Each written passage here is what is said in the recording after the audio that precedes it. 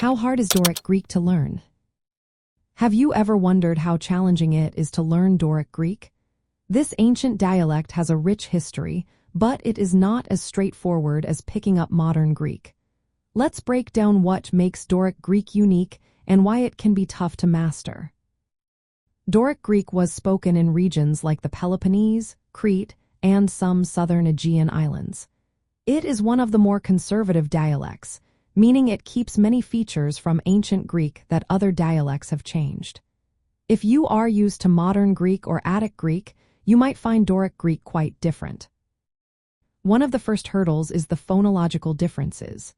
For instance, Doric maintains the long alpha sound, while Attic often replaces it with eta. This means that words in Doric might sound unfamiliar, requiring you to adjust your pronunciation and listening skills. Next, let's talk about grammar and verb conjugations.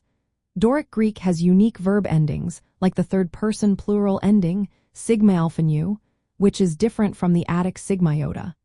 It also keeps archaic verb forms in various tenses. Additionally, Doric uses the dative case for indirect objects, but with different forms than you might expect. Vocabulary is another area where Doric Greek stands out. It includes words and idioms that you won't find in other dialects.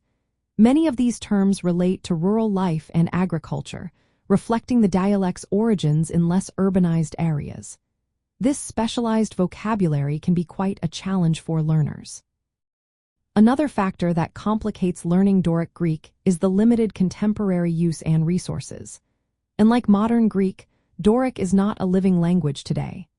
The only descendant, Saconian, is critically endangered and spoken by a small number of people in Greece.